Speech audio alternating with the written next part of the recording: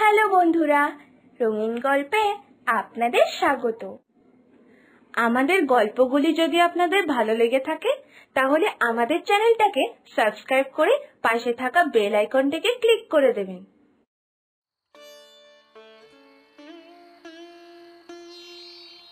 হ্যাঁ গো, আর দুটো ভাত দি।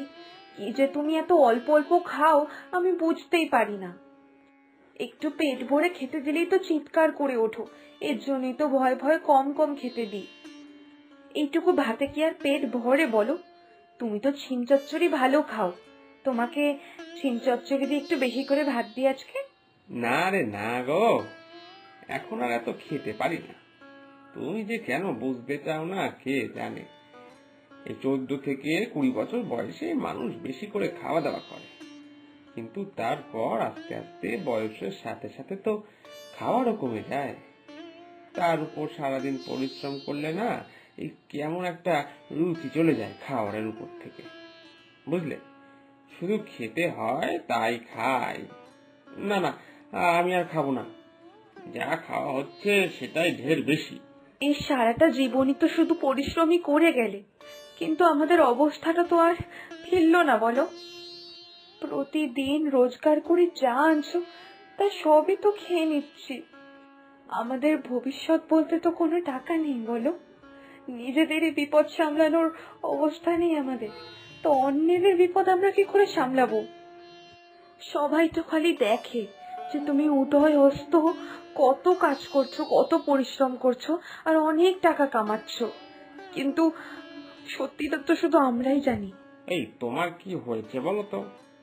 অন্য সময় তো দেখি তুমি এমন করে টাকা পয়সা নিয়ে কথা বলো না, বরং বলো যে এত টাকা পয়সা নিয়ে চিন্তা করো না, ভাগ্যে যা আছে তাই হবে, একদিন না হয় একটু কমই খাবো, কিন্তু তুমি এত পরিশ্রম করো না, একটু বিশ্রাম করো, আমাদের এত টাকার দরকার নেই।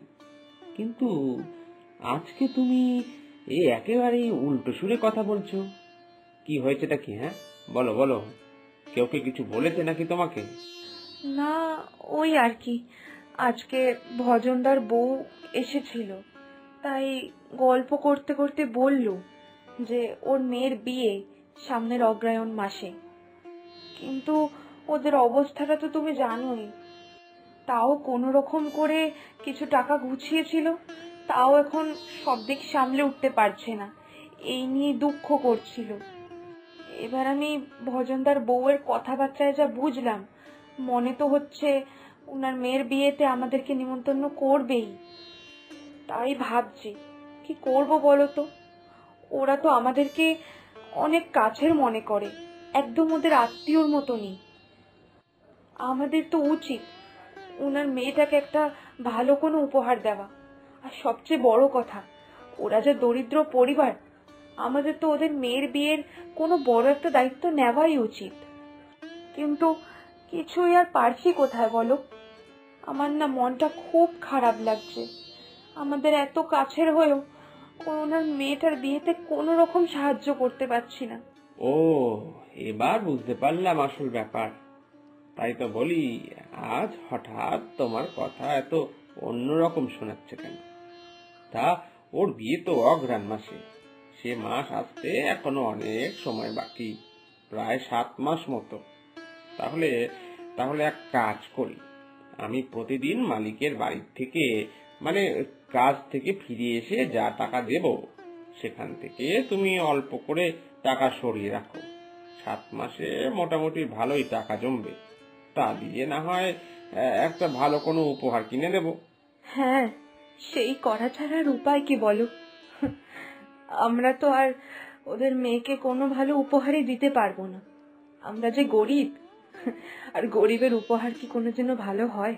না, বউকে টাকা পয়সা নিয়ে এত দুঃখে থাকতে কোনোদিনও দেখিনি। সত্যি, বউ ভজনদার মেয়েকে খুবই ভালোবাসে, পুরো নিজের মেয়ের মতন দেখে, তাই তো ওর বিয়েতে খুব ভালো একটা উপহার দিতে চাইছে। কিন্তু আমি বা কি করি? ইচ্ছে থাকলেও কোনো উপায় দেখছি না। মহাজনের বাড়িতে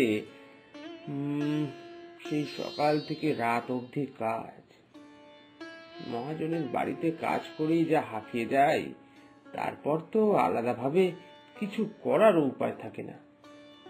না না, তবে একটু ভেবে দেখি যদি কিছু করতে পারি।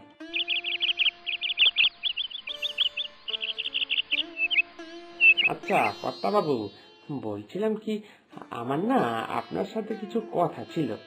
না মানে, আমি জানি আপনি ব্যস্ত মানুষ, তা আপনি যখন ফাঁকা হবেন তখন আপনার সাথে দুটো কথা বলবো। আপনি কখন একটু সময় দেবেন বলুন আমাকে, তাহলেই হবে। কি বলবি বল না, এখন আমি ফাঁকাই রয়েছি বুঝলি। তোর যা যা কথা আছে সব বল, তারপর যা ঝটপট করে এই কাজে লেগে পড়। গুদামে আজকে অনেক মাল এসেছে, সব মাল তাড়াতাড়ি বস্তায় ভরে ওই প্যাকিং করতে শুরু করে ফেল। কালকেই সব শহরে যাবে, বুঝেছিস? এই ঝটপট কর। হ্যাঁ কর্তামশাই, এখনই সব করে ফেলবো। কিন্তু আমি বলতাম কি, আপনার বাড়ির এই জলাশয়টা কি আপনার কোনো কাজে লাগে? না মানে, যদি না লাগতো তাহলে আমাকে এই জলাশয়টা কিছু মাসের জন্য ভাড়া দিতে পারবেন? আমি তাহলে প্রতি মাসে আপনাকে ভাড়া মিটিয়ে দেব। তুই এই জলাশয় ভাড়া নিবি? জলাশয় ভাড়া, এ তো আমি প্রথম শুনলাম। তো এই জলাশয় ভাড়া নিয়ে তুই কি বা করবি শুনি? তোর বউ কি তোকে ঘর ছাড়া করেছে? এই জলাশয় ভাড়া নিয়ে এখানে আত্মগোপন করে থাকতে চাস? না না কর্তামশাই, আপনি যে বললেন না, আমার বউ খুব ভালো জানেন তো।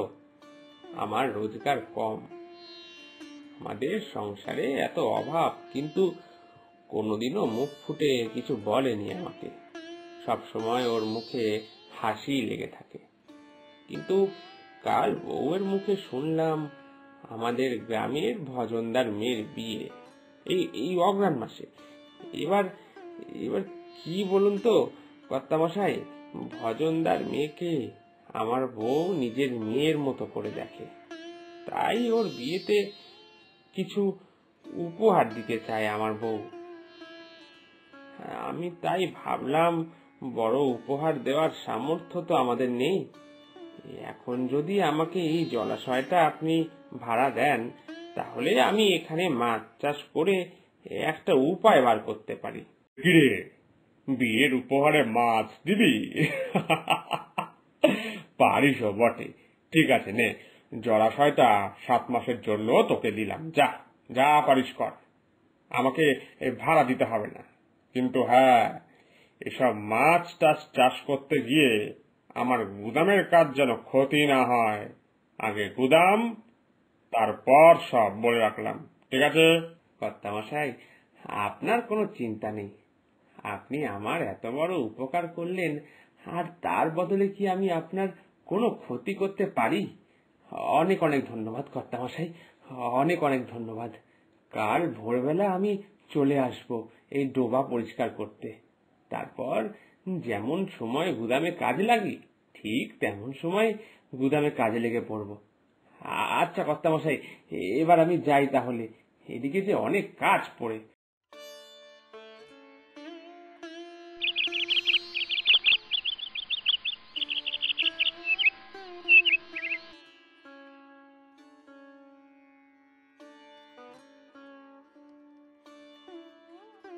কি গো, তোমার ব্যাপারটা কি? আজকাল দেখছি তুমি সেই ভোরবেলা বেরোচ্ছ আর সেই রাত্রিবেলা ফিরছো। কি, যত বয়স বাড়ছে তত পরিশ্রম করার ইচ্ছাটাও বাড়ছে নাকি? উফ, তুমি এসব বাদ দাও। তুমি আগে বলো, তুমি কি ভজনদার বাড়ি গেছিলে? ওদেরকে গিয়ে বলে এসো যে মেয়ের বিয়ের পোশাক, মানে ওই বেনারসি, মাথার ওড়না আর যা যা লাগবে সব আমরাই দেব। মানে তুমি নিয়ে যাবে আর কি। হ্যাঁ গো হ্যাঁ, বলছি। দেখি, এরকম করে একটু একটু করে টাকা জমাতে জমাতে মেয়েটার জন্য একটা ভালো বেনারসি কিনে নেব। জানো, আমি তোদেরকে বলেও এসেছি যে ওর মালা বদলের মালাটা আমিই দেব। আমি নিজের হাতে মালা গেঁথে ওকে দেব। যাক বাবা, বউয়ের মুখে আবার আগের মতো খুশি দেখতে পাচ্ছি। তারপর বউ যখন জানতে পারবে যে সোমার বিয়ের জন্য আমি আরো কত কিছু ভেবে রেখেছি। তখন যে বউ কত খুশি হবে, বউয়ের মুখে সেই হাসিটা দেখার জন্য আমি ব্যস্ত হয়ে যাচ্ছি।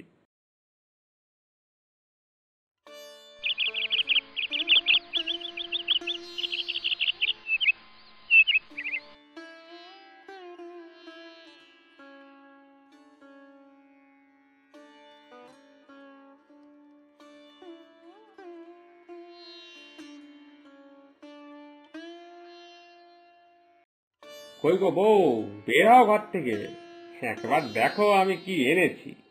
আজ তো আমাদের সোমার বিয়ে, তাড়াতাড়ি বেরো। এই, তোমার কি ব্যাপারটা কি বলো তো? সেই কানা রাত্রিরে উঠে তুমি গেছিলে কোথায়? আবার এখন এত ভোরবেলা ডাকছই বা কেন চেঁচিয়ে? এই দেখো, সোমার বিয়ের জন্য সোমাদের বাড়িতে মাছ আর ধান নিয়ে যাচ্ছি, তাই তোমাকে দেখিয়ে নিয়ে গেলাম। তুমি বলেছিলে না ওর বিয়েতে একটা বড় দায়িত্ব আমাদের নেওয়া উচিত, তাই তো আমার মহাজনের ডোবায় এতগুলো মাছ ধরে মাছ চাষ করেছি। আর সেই মাছ নিয়ে যাচ্ছি বিয়ে বাড়ির রান্নার জন্য। আর মালিকের থেকে কিছু টাকা ধার নিয়েছি, পুরো বিয়ে বাড়ির সবার খাওয়া দাওয়ার জন্য চাল কিনেছি। আমি কাজ করে মালিককে ধীরে ধীরে সব টাকা মিটিয়ে দেব। কি, এবার তুমি খুশি তো? তোমার বিয়ের শাড়ি, ফুলের মালা, বিয়ে বাড়ির অতিথিদের ভোজনের জন্য চাল, মাছ, সব কিছুর ব্যবস্থা আমরা করতে পেরেছি। এবার তুমি খুশি তো? কি বলছো কি তুমি? খুশি মানে? আমি খুব খুশি। আমি তো ভাবতেই পারছি না। যাক, তোমার মুখে এতটা খুশি দেখবো বলেই তো এত পরিশ্রম করেছি। যাই, এবার যাই, ভজন দ্বারা আবার চাল আর মাছ এই সব কিছুর জন্য অপেক্ষা করবে, কারণ তুমি না জানলেও ওরা সব জানতো। আমি ভজনদাকে আগের থেকেই সব জানিয়ে দিয়েছিলাম। ঠিক আছে, আমি চললাম তাহলে আমাদের গরিবের উপহার নিয়ে। তুমি তাড়াতাড়ি চলে এসো।